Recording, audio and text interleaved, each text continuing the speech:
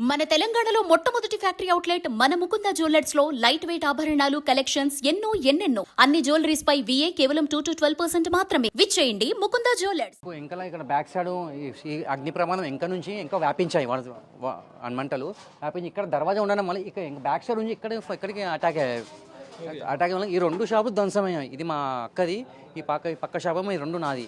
10 నుంచి 10:30 మధ్యలో జరిగింది సార్. నేను ఇంటికి వెళ్ళాను, ఇలా కొద్ది ఫంక్షన్ అని చెప్పి 8:30కి క్లోజ్ చేశాను షాపు.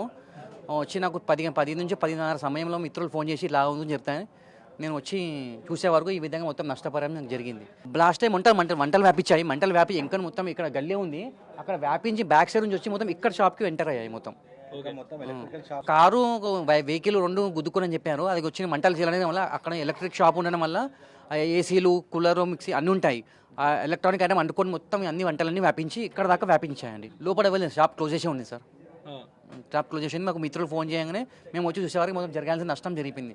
దాదాపు 2 షాపులు సుమారు మాకు తెలిసి 25 నుంచి 30 లక్షల నష్టపరం జరిగిందండి. మాకు ప్రభుత్వం నుంచి ఏమైనా సహాయం చేయాలని కోరుకుంటున్నాను. గ్యాస్ బ్లాస్ట్ అయ్యి దీనికి అగ్ని ప్రమాదం దాకింది. దీనివల్ల back side door open door ఉంటుంది అనమాట. దీనికి అది ఏమంటారు, చెక్క డోర్ ఉంటుంది అనమాట.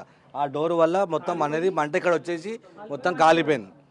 దానివల్ల బ్లాస్ట్లో పేలిపోయి కాలిపోయింది అనమాట. అంతే. దానివల్ల క్లాత్ కదా, ఇది క్లాత్ వల్ల ఒకటి అంటుకుంటే మొత్తం అంటుకుంటుంది సార్. ఏ షాప్ అయినా సార్ క్లాత్ ఏదైనా పర్లేదు. ఫర్నిచర్ మొత్తం మీరు చూడండి, మీరు ఫర్నిచర్ అయినా చూడండి, లైట్స్ చూడండి, లైట్స్ ఎంత కిందికి వచ్చినాయి, అవి మొత్తము అరిగిపోయావి. చూడండి, మీరే చూడండి, చాలా నష్టపరం జరిగింది సార్ మా బ్రదర్కి. సుమారు 10:27 ప్రాంతంలో ఇక్కడ ఎలక్ట్రానిక్ షాప్లో ఫైర్ అవుతుందని ఇన్ఫర్మేషన్ వచ్చిందండి.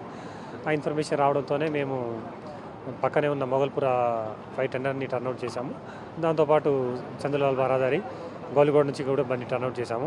ఫైర్ తీవ్రత ఎక్కువగా ఉంది అని ఇన్ఫర్మేషన్ రావడంతో నియర్ బై ఉన్న ఇంకో 5 ఫైర్ టెండర్స్, రోబోటు, అదేవిధంగా బ్రాంటో స్కై లిఫ్ట్, మొత్తం 8 ఫైర్ టెండర్స్, ఒక robo, Bronto sky lift vehicles turnout చేయడం జరిగింది. మనము ఖచ్చితంగా ఇప్పుడు ఎక్కడ ఆరిజిన్ ఎక్కడైంది అన్నది ఖచ్చితంగా చెప్పలేమండి.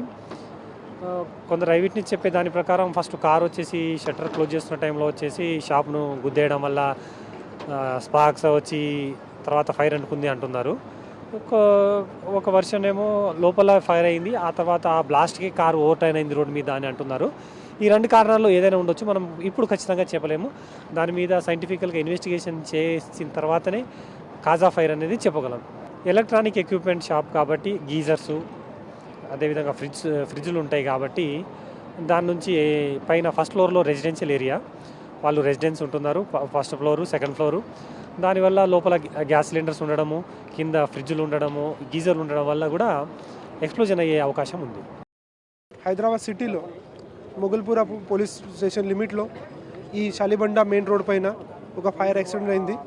ఈ ఫైర్ యాక్సిడెంట్ 9:45 to 10 o'clock మధ్యలో ఇది జరిగింది. సో దాంట్లో ఈ ప్రైమా ఫేసి మనకి ఏదైనా ఇన్ఫర్మేషన్ ఉంది. ఆ ప్రకారంగా ఇది షాప్లో గోమతి షాప్, ఎలక్ట్రానిక్ షాప్ ఉంది. దాంట్లో ఇది ఫైర్ ఫస్ట్గా because of short circuit start అయింది.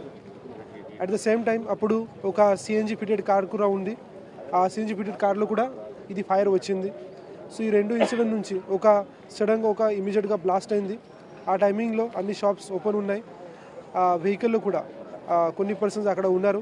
ఇది ప్రాపర్గా 1.5 hourలో 2 hours ఈ మొత్తం ఫైర్ ఇన్సిడెంట్స్ కంట్రోల్లో కూడా వచ్చింది.